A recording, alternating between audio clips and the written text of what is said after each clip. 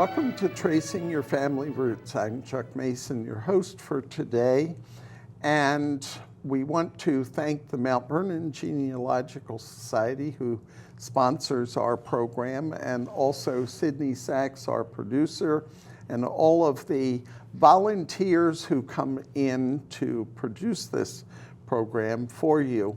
And today, my co-host is also going to be my guest, Janelle Blue.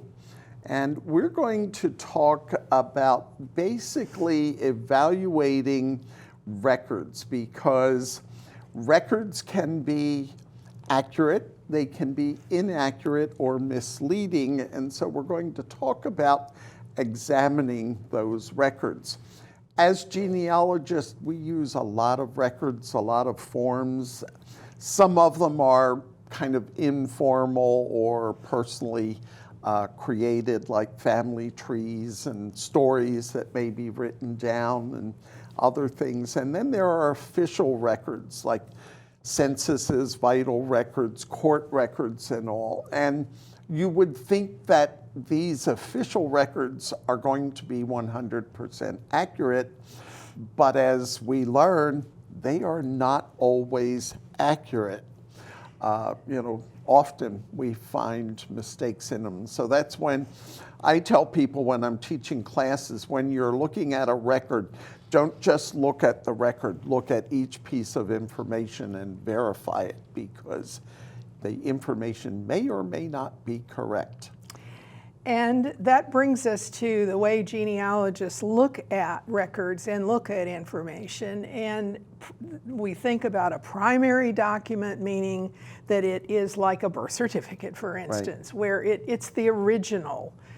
So you don't have any risk of there being a transposition or translation, and then there's the secondary, where it implies something, but it's not the original. Sure. It may be a copy.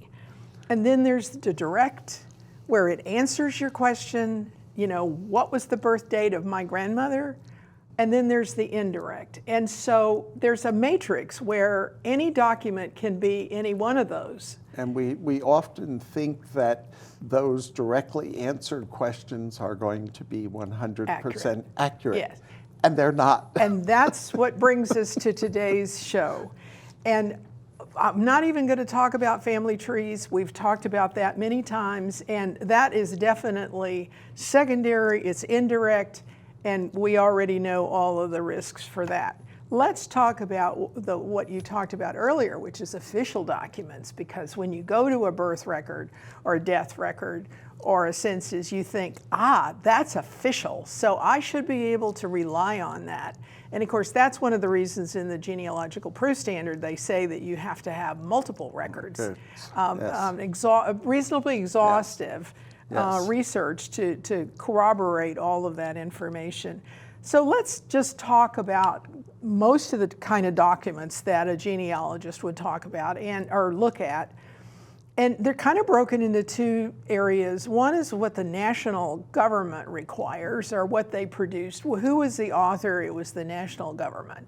And the first one that comes to mind is the U.S. Census, right? Yes.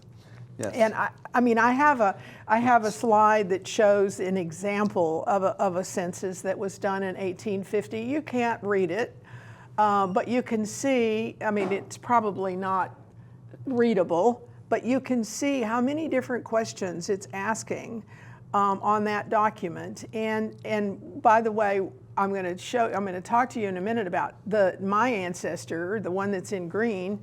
Those children, I don't know who those children are, because they use nicknames. And who knows? Maybe that was what they called them at the time, but that didn't follow through. And we kind of have with nicknames, nicknames that go along with given names, like Chuck or Charlie for Charles. But then you have other names that are totally off the wall, and you can't relate them to a person's actual given name. Well, and this was done in 1850. Yes. So the nicknames we know today may not necessarily be the ones that they were using. And just a point on nicknames, there is a book out by Christine Rose. Excellent book. It's in its 6th or 7th edition called Nicknames. And Christine Rose put that together, and that has helped me, not every time, but it's helped me a lot in finding actual names. I mean, these are Germans in Texas, and one of the children's names is Diaz. That sounds very Hispanic, doesn't it? Yeah. And so who knows? And of course, some of the children died, so I don't know. But so a U.S. Census is a primary document, isn't it? Yes. Because when we look at it, we're looking at the document that was filled out by an enumerator. Right. Now, the enumerator knew what day it was, what year it was, and what jurisdiction it was. So that's reliable information, isn't it? Yep. And more than likely they knew the name, but not necessarily. When you walk into that, I don't know. I mean, you'd have to go back and do research, but my guess is the enumerator didn't necessarily know the full head of household name. Yeah, depending on the area they got assigned, they may have known the neighborhood Personally, and the families. but there was probably no list that they got. No. And then you have others. I know a couple of people who have ancestors that actually were enumerators on the census. But then, others may be arbitrary. I was looking at the 1950 census not too long ago, and the enumerator in the 1950 census in the town that I grew up in, never heard her name, and it was a relatively small community. I don't know who she was. Well, she might have come from a different area. Because these are national government workers. So anything is possible there. Now, here's another pitfall. Let's say that in the case of the census that you saw, it's a blended family. So the mom has remarried, so that's the last name but it's not always the case that those children who are from her first marriage get identified with their different surnames. I have often seen where there's a remarriage of the mother. She had children and their children are listed, and there's ditto marks for and it continued right on down to the other children. And I always tell people, okay, if you see that and you see an older child to a younger child and then an older child and younger children, be suspicious that is what's happened. Their surname has not been listed. The census taker assumed they all had the same surname. So this boils down to the question, who was at home at the time that the enumerator stopped by? Yes. Was it the head of household? Probably not. They were probably working, maybe. Yep. Was it the wife that you have a little bit better shot at having good information? Or well, let's say they were both out and it's an older child. Sometimes enumerators went down the street to a neighbor. Could have been a babysitter too.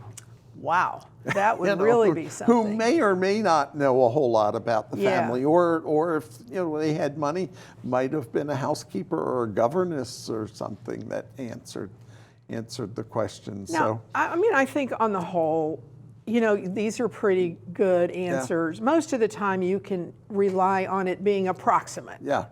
Now, country of origin. And that's a little bit tougher because a lot of times even the children didn't know. Well, and also you have the issue of the political boundaries, particularly with Germany and Germany annexing a number of different countries Russia, or parts of countries. Yeah. And so you have things that are different and don't quite make sense to you. That's why you want to look at every census, because hopefully you'll get the answer by looking at the multiple censuses. And I got to tell you that question of when did you immigrate is one of the best ways to kind of set you on course to figure that out. Yeah. Now, my ancestor And I looked at every census that I could find that while they were alive. And sometimes he would say 1855, sometimes he said 1856, but it gave me a window to begin to research. Yeah. And I can imagine that if they started out from Prussia in November and they didn't arrive until January, well, there's a reason why they might be variations depending on when, because I don't know what the enumerator asked. Did they ask when you leave or did they ask when you arrive? So here's some other things. Marital status. Sometimes, and I think you have an example of this. I have found multiple times when the wife or woman is the head of the household and she has listed herself as widow. And I know she's divorced. I also have one case with a man where he lists himself as a widower, and he was divorced from his wife. His wife was still living, and the husbands were still living, but they were divorced. But divorce was a dirty word. I mean, even when I was growing up in the 1950s and 60s, it wasn't publicized like it was. It was more whispered that she's divorced. But that's really important because if she says she's widowed, then you're going to start looking for that husband, the dead husband. Yep, the death certificate, the cemetery, the obituary in the newspaper, and you're not going to find them. That's right, because he's still very much alive. And then also the relationship to the head is sometimes incorrect. I mean, often I see it's the sister-in-law or it's, but if maybe it's a child that's living in the household, it's a nephew, it may or may not be identified correctly. So those are really important things to look at. And you would say to yourself, well, if the mother's going to know how many children. On the 1900 and 1910, I think they ask how many children did you were born, and how many are still living. So your logic would be, well, the mother's going to know that. That's got to be pretty primary. Well, but maybe she didn't answer it. Maybe it was. Well, she didn't answer it correctly, or my father's mother's mother. On 1910 census says she gave birth to 9 children and 6 are living. I can identify 2 of the dead children, but the third one I have not been able to identify that there actually was a third child that died young. Yeah. And I've worked it a number of different ways and I just can't come up with well, we all have days when we don't get it right. And so it's unlikely that a mother would do that, but who knows? Well, of course, this is my grandmother who lied about everything, and I've often said, did she learn it from Mama? The other thing is that at some point, they identified the informant, but that was much later. 1930, I believe it is. It's either 30 or 40 when they finally. And so then you begin to get some understanding of where those information came from. Another thing that is the purview of the national records and national archives, and in some cases it's the state archives, in the case of like Confederate records, but the National Personnel Center in St. Louis, those are all national records for military. Yes. And so here it's important to get the correct person. Yes. And you can't, so let's say the name of the person and it is Robert Johnson. And so I have an example of a military record. There it is there. There's Robert Johnson. Now, Robert Johnson was with the Mississippi Regiment, but it says his residence is Alabama. So now, which one is, and how many, there were 1,500 Robert Johnsons that came up when I looked at Fold 3. So it's really important to sort through that information. Now, probably the information that's on those records, because that's a military record, it's probably correct. although, you know, I don't know, Robert Johnson, in this case, I think they're out looking for him because he was AWOL. But the source of the information was probably based on good information that he gave. Well, and you know, Alabama and Mississippi are right next to each other, so he could have ended up going over into Mississippi, particularly if he's living close to the border. Right. You know, I have my grandmother's uncle who ran away and lied about his age because his parents wouldn't sign for him to join up in the Civil War. And he ended up being assigned a unit from New Jersey, even though he was from Philadelphia. Okay. And so, you know, that's how he's... If you think about it, it's sort of in the general approximation. Yes. You're probably not going to find some guy with a Texas regiment that was living in New Jersey. That's less use likely. a little logic there. But on the other hand, you know, we talked about, in another show, we talked about an Adrian Vassar of New York. It was a white guy, but he was leading a colored troops. But so again, be careful about what you assume when you're looking for somebody, because you know, you're going to have to find the right person. And the way you do that is by probably other information. You're going to have to corroborate. Looking at all the answers to all the questions, you know, wife and children and other things that may be in the records, depending on what military record you're looking at. Yeah, I mean, if it's a pension, you're going to get a lot of that. If it's just their muster rolls, you're not going to get that. So be careful about that. There's one other thing that the National Records has, and that's all the immigration records. And we're not going to talk about that today, but the immigration records, you know, what's on that ship's manifest was given to the ship when they first boarded. And so it's whatever the people said. Now the other, and the one that we probably, besides the census, which is what most genealogists start with, the next thing are vital records, and that's at the state and local area, and that's where you're going to find most of the personal records. Right. And so I would that's births, deaths, marriages, divorces, and the government basically gave that authority to the states. There are the record holders and accumulators for that information.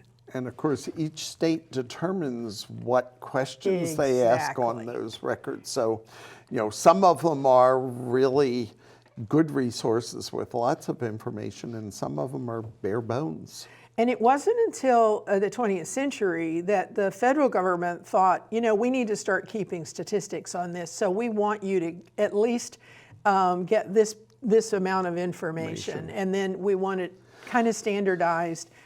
In Texas, it was 1903 before they did it. New Jersey was earlier. New Jersey has the second oldest continual from this day forward, beginning in 1848. But it may or may not have complied with whatever the national requirements were. I think it was before the national really had, you know, the requirements that they really have. But again, you know, that said, is the information correct? I have a case where the family had 4 children, 2 boys and 2 girls. The boys are registered, the girls aren't. And this was in the 1870s, 30 years after the requirement of the state that every child's birth be registered. Wow. So, wow. You know, there's the law, and then there's the reality of what happens. What happens if you don't comply. Before we start talking about individual records, I think it's worth having a little statement about index registers. Yes. Because I know in New Jersey, I think that's all you're going to get if you go online. I may be wrong about that. Well, New Jersey is not very friendly for putting stuff up online and things like that. But don't you get an index? There are indexes to some, but you know, there's a stopping point. Now, I haven't looked recently, but it used to be 1900, and that was it. nothing after that. But, Well, but I believe they have moved into the 20th century. So the answer to that, if all you can find online is an index register, you're going to need to go to that county or the state and try to see if you can get that primary document. The state archives has everything for deaths to 1955, marriages and births, marriages to 1940, and the last that I looked, births was still 1923, even though there's only a 70-year or a 72-year restriction on them. So then you have to deal with the Vital Records Office. And you want to anyway, because an index is only going to give you, sometimes all they give you is the bride and the groom's name and the date and maybe the jurisdiction. And that's If you're dealing with the state archives, if you go there, you can actually view the films. And these are the same films that the Vital Records Office holds. Now, if we've been talking about the United States, but let's say you're in Europe, and I just found a French grandmother's marriage record, and it is a wealth of information. So it's well worth going to that original record if it exists. Yeah, and different states have different requirements. Pennsylvania, I can get more recent Pennsylvania death records on Ancestry. Same for Virginia. There's not as big a restriction on them in some states as there are in others. So I guess the point is you just have to know what state you're looking at, and then you can go to NGS series in the research in the states or something, and it will tell you how they looked at that and what's available. So birth records, if you can find those, the originals, that's the important thing. Right. And again, with the boundaries, if you're looking for a birth certificate online, and let's just say that it's a state that does that, but you're only looking in Virginia, that ancestor may have become West Virginia when the state split.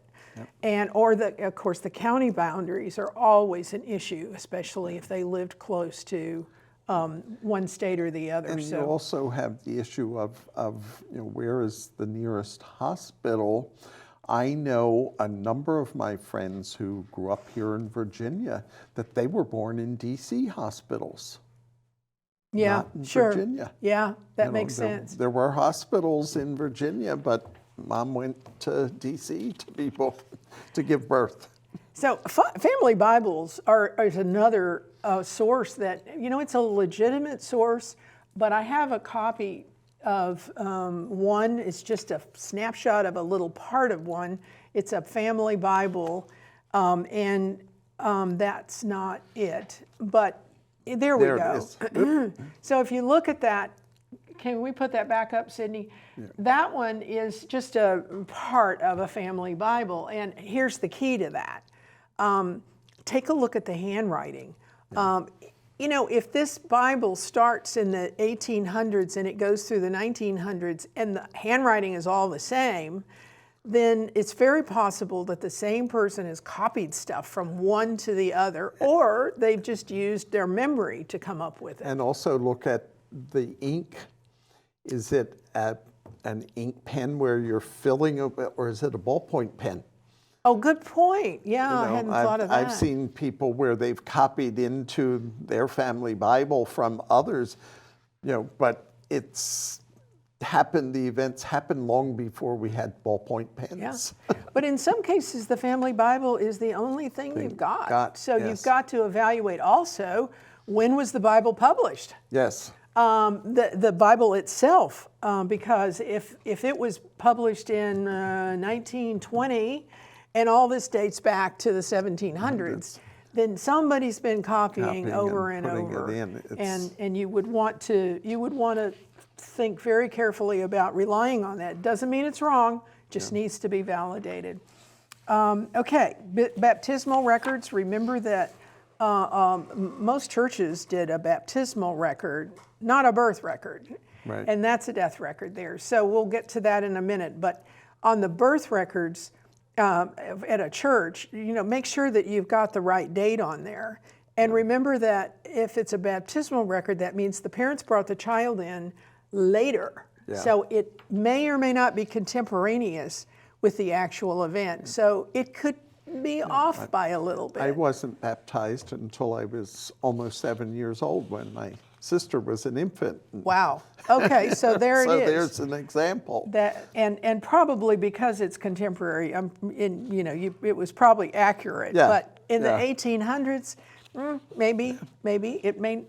So church records, that it's whatever the church wanted to do. I think I've got a church record of a German church in Texas that recorded vital information. And I mean, that's the way the Germans did it, but the French do it different. And every state, every church probably does it different. The And denominations. even within a denomination, you can have an individual church that will do something different from the others. Right. Oh my gosh, we are running we're out of just time, about out and of we haven't even begun to cover all of this. I think we've made the point, though. We might need to do a part 2. I think we may, because there's still a lot more pitfalls that we want to tell you about in the records, and that you can avoid, or that you can make a note to corroborate, and just not take everything at face value. The main thing is evaluate everything. Yeah. Every piece of information. Every piece. Now, like the death record that Sydney just put up there, that's an original record. And by the way, the doctor is going to have the right date, and whether the prognosis is right, I don't know, or the cause of death is right, I don't know, but the date of death is going to be the date of death. So that is a very important piece of information. The rest of it, somebody else filled in, and in that case, you notice this is a death record that's filled. The informant was the son. Mm-hmm. He didn't know who his grandfather was. It's wrong on there. Yeah. Oh, that happens. And I've got lots of examples we could do. Well, and maybe we will, because I think this is a really important topic. And I think it is, Janelle, and I want to thank you for sharing this with us. And My pleasure.